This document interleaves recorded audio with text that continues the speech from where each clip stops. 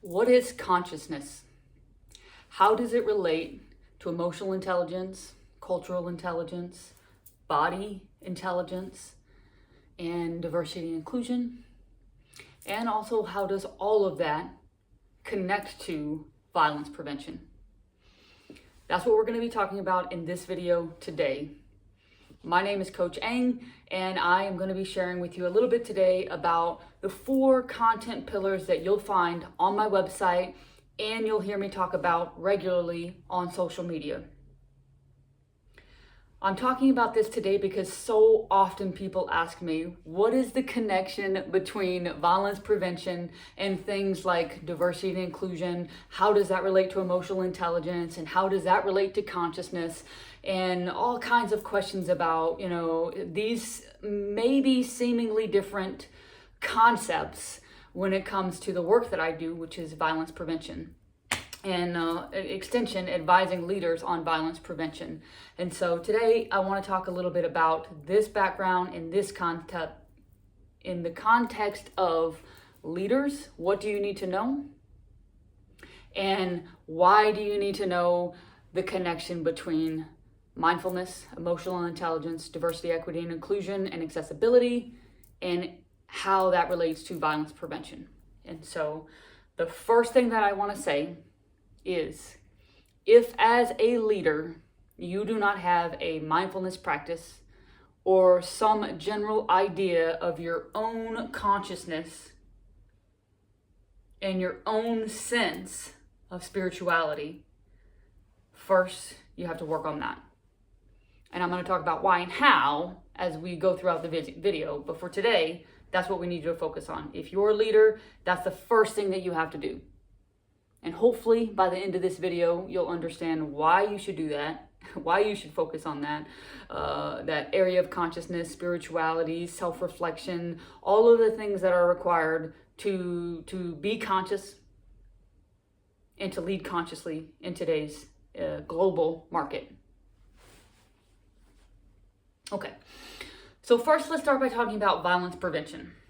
So what is violence prevention? Now, the way I talk about violence prevention is the connection between all forms of violence, whether it is sexual violence, domestic violence, whether it is hate crimes, whether it is war. It doesn't matter what the context is. All forms of violence stem from what I call this idea or this establishment of difference. And this is very common in the research when it comes to knowing and understanding why people feel like they can perpetrate violence on others, right? So the concept here is an establishment of difference. And we're going to talk about that in a lot more detail when we talk about the relationship between diversity, equity, inclusion, and violence prevention. But for now, the key thing that we want you to remember is that establishment of difference is the foundation of why people feel like they can perpetrate violence on others. Again, doesn't matter what the form of violence is. What is important is to know that the way to prevent violence is by using this simple process that we're going to talk about and knowing how this process works so that you can build and implement plans within your organization that use this model and that help build skills, reduce risk factors, and encourage protective factors within the environment that you're in. And so the first thing that I'll talk about is when you look at violence prevention from a public health stance, right? And so what we basically mean by this is we want to take a scientific look at how do we prevent violence. We do that by acknowledging what are the risk factors that increase someone's risk for violence. And then what we want to do is we want to establish protective factors for those risk factors. Again, simplifying the process quite a bit here, but when we look at violence prevention, let's take sexual violence as an example. When we look at sexual violence, one of the biggest risk factors is sexual harassment and the culture of sexual harassment within your organization. And what I mean by this is if your company or your organization does not appropriately address sexual harassment in the workplace, then it is much more likely that people are going to be sexually assaulted in your workplace, because Sexual harassment is a risk factor for sexual assault, and if not addressed at the appropriate level, it will continue to escalate. Right? And when we talk about what is a risk factor for sexual harassment, that is gender inequity, right? And gender inequity is a diversity, equity, and inclusion concept in which we want to remove that establishment of difference, right? And so if we look at gender inequity and we think about, well, what is the risk factor for gender inequity? We come to things like toxic masculinity, or things like this belief that men are more important or greater than women, right? Again, another establishment of difference there. So every single layer that we're pulling back from this, we are going through a scientific process of what are the risk factors that are associated with this final output being someone being sexually abused, the sexual harassment component that comes before that, the gender inequity that comes before that, and then the traits like toxic masculinity or unhealthy gender norms associated with the genders, right? And so when we think about it from this context and we walk back along this, right? Harassment being the precursor to violence. We want to talk about, well, how do we prevent that? We have to prevent gender inequity. And how do we prevent gender inequity? We have to teach appropriate skills when it comes to gender norms.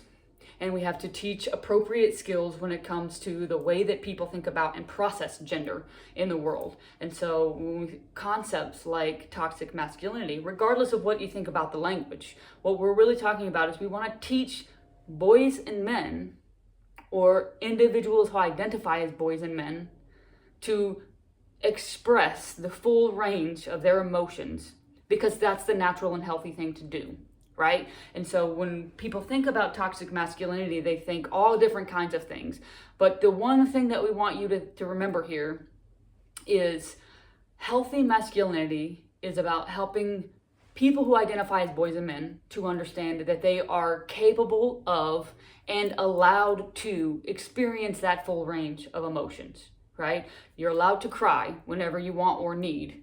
You are allowed to process difficult feelings, and you're allowed to need to have emotional comfort from another human being, and you are allowed to express and feel everything that's happening to whatever extent that you need.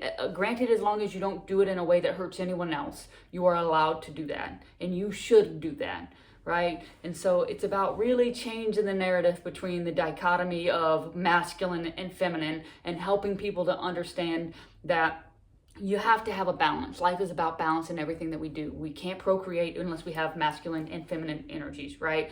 And so the whole purpose of talking about healthy masculinity is helping people who identify as boys and men to understand the critical need of embracing their emotional intelligence, exploring that for themselves so that they don't do further harm on themselves or on someone else, right? Now, again, one tiny example. We talked about sexual violence in this example, and you can take this example in any other form of violence and walk it back through that same pattern.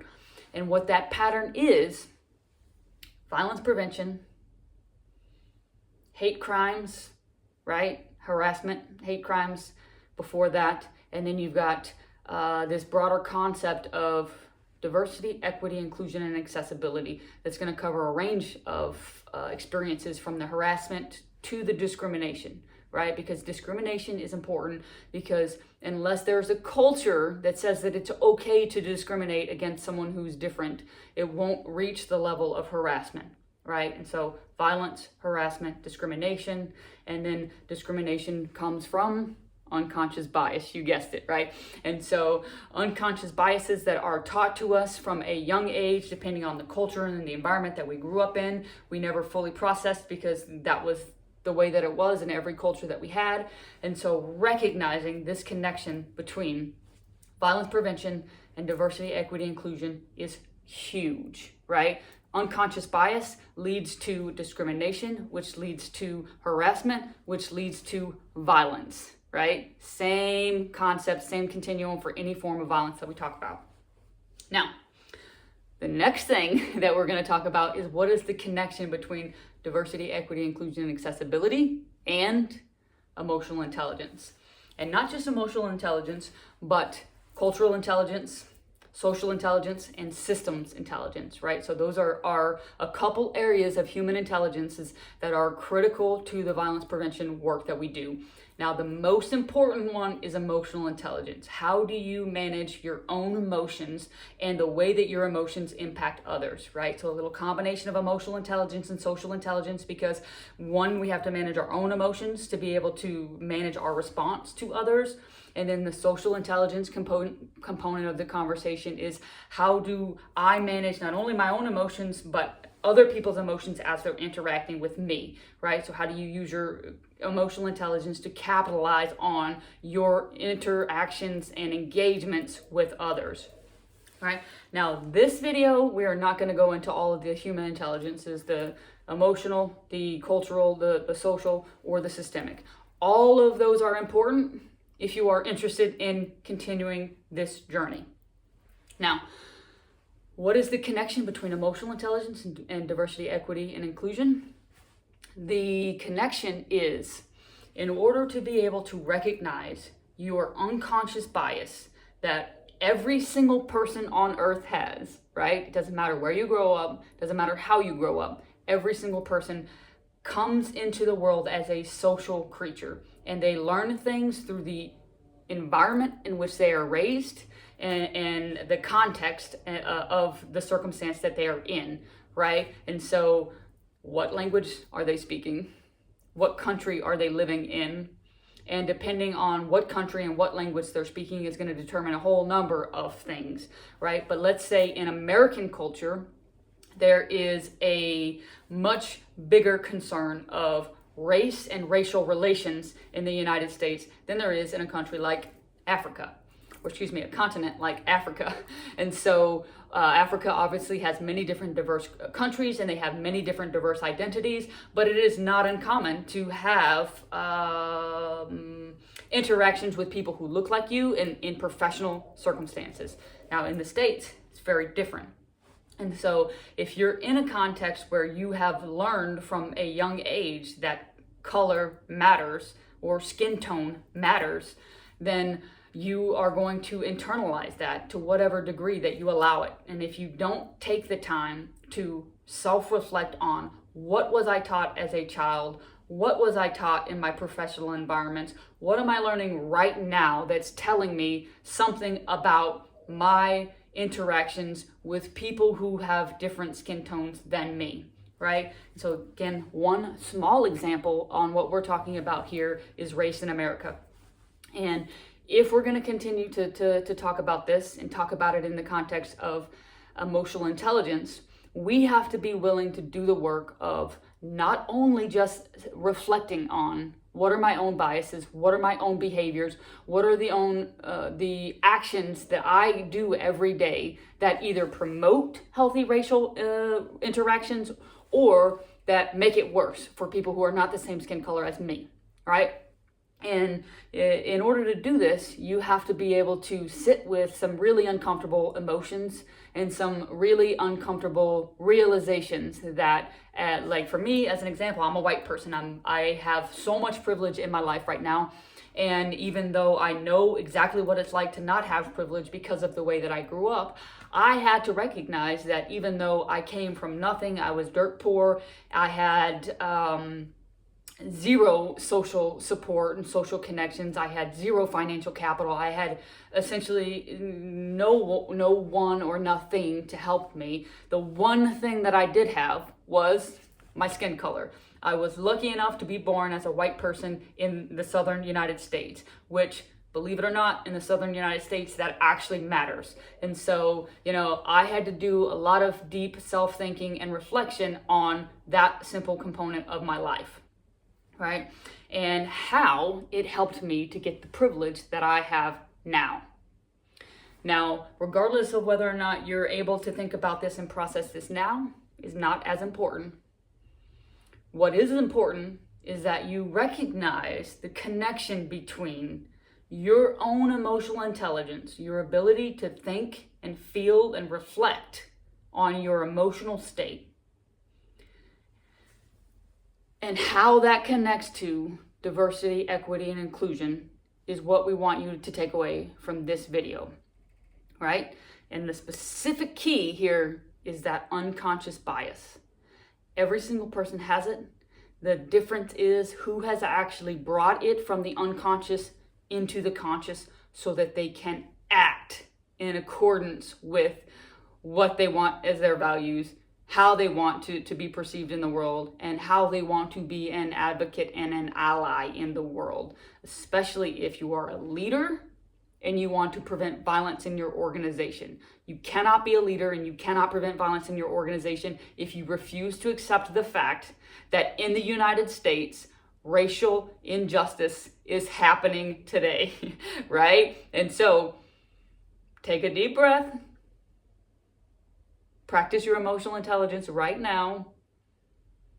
And if you're having some uncomfortable feelings in your body or in your mind about this topic, just remember, this is an important step as a leader to create a better culture in your organization. And I'm not just talking about preventing violence. I'm talking about building trust, increasing psychological safety in your workplace. And those two things alone should be huge incentives for you to want to move forward, right? And not even if we just take that aside, and we're going to build inclusion in our workplace.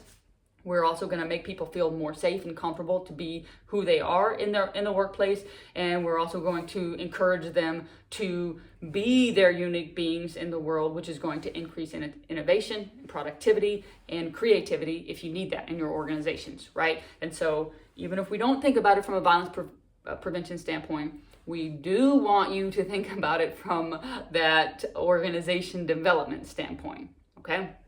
So we talked about violence prevention, how it connects to diversity, equity, and inclusion.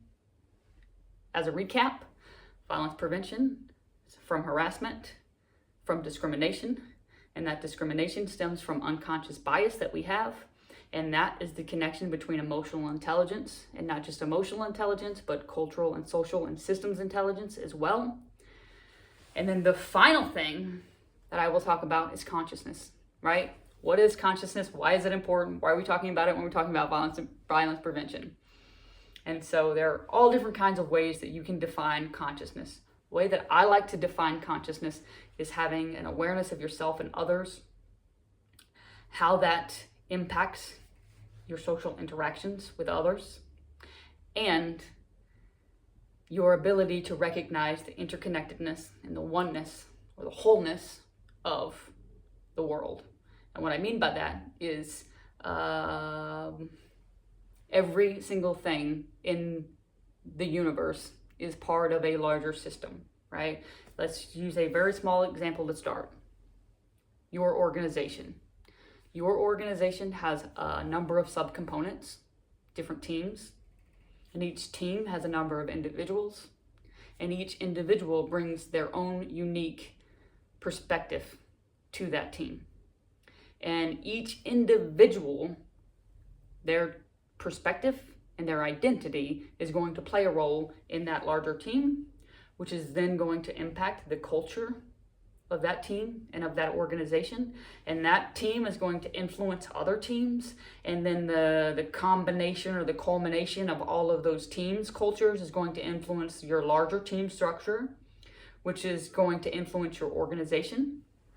And then take that same context, 6 different organizations, all thinking globally, thinking about sustainability, and thinking about the interconnectedness of not only their companies, but the world as a whole. That is what we're talking about when we're talking about consciousness. And how does consciousness relate to this conversation? And I'm going to start by saying that everything that we do starts with a foundation of consciousness. And as part of that, mindfulness. And mindfulness is, simply put, is having an awareness of our internal body states, our internal mind state, and how we do what we do, how we think about what we think about, why we think about what we think about, and how we think, right? And when we talk about mindfulness, it's about being present in our bodies and in the moment. And so let's talk about these two concepts for a moment here. Being present in our body intelligence, right? What is happening in your body for you right now? For me, I'm sitting cross-legged on my meditation mat. And I've been here for, 20 plus minutes now. And my left knee is killing me, right? So physically, I am in tune with my body to know that right now, my left knee is killing me. And in my head, I am also in tune with my thoughts because I'm thinking about, what am I saying right now? How am I saying it? Am I saying it in a way that is going to be helpful for the people who are on the receiving end of this audio? And what am I going to say next, right? And so in my head, I'm thinking about and processing those. And because I'm doing a video right now, it's very different than what it might look like on a daily basis, right? On a daily basis, if I'm sitting here and I'm practicing meditation, I might be thinking about, oh man, I forgot to go to the grocery store today to do X, Y, and Z. Or I might be thinking about, oh, why am I always forgetting to do this? Or what is it about this person that just irks me every single day, right? So these might be the thoughts that are happening in my head. And mindfulness and consciousness in that aspect is really having control over, and let me rephrase that, is about being aware of, acknowledging and playing with what's happening in your mind, what's happening in your body, right? And then the other component to this is being present in the moment, which is so hard to do. If anyone's ever tried to do this, it can be so hard to do intentionally. But we do find ways to do this every single day, right? When we're spending time with someone that we absolutely love and adore, we have no problems being present in that moment, right? But sometimes life gets the best of us. We're having a conversation with someone at work that maybe we don't really want to be having that conversation, so we let our mind wander and we let it do whatever it wants. We think about all of the other things that we're thinking about, and we don't tell ourselves we need to be present in this moment, right? So what is being present in the moment? It's about recognizing what you're doing, how you're feeling, recognizing that body intelligence component of it. And then also the stimulation from the outside world. What do you see? What do you hear? What do you smell? What do you taste? And if you're interacting with another human being, are you actively listening? Are you fully giving someone your attention? Would they look at you right now and say, this person is giving me their full attention, right? And so that's what we mean with the two components of like this internal being present with ourselves, and then also being present in the moment, right? So two different components of mindfulness there, but both very, very important. Okay, we have talked about quite a lot in this very short period of time, but hopefully you better understand now how consciousness and mindfulness relate to emotional intelligence and all of the other human intelligences that we talked about. So, consciousness is more body intelligence, emotional, cultural, social intelligence, and systems intelligence are all really, really powerful and helpful tools for us to be able to understand ourselves and the social environment and context that we're in, so that we can better respond to things like our unconscious bias. We can prevent discrimination from ourselves and from others, which will then prevent harassment, which will then prevent other forms of violence, right? So that's the connection: consciousness, emotional intelligence, diversity, equity, and inclusion, and accessibility, and violence prevention. Right? Now, these are all the content pillars that you'll see on my site. And if you're questioning, why are you talking about all of these different things? this video is your answer. So if you have questions about anything that I have talked about here, or if you want me to expand on any of these topics, please just let me know in the comments below, and I will work on creating a video that is specific to your question and giving you what I think is the best answer about why and how all of these things are related. So thank you so much for taking the time to listen to this video, and hope you all have a wonderful and fantastic day. Talk soon.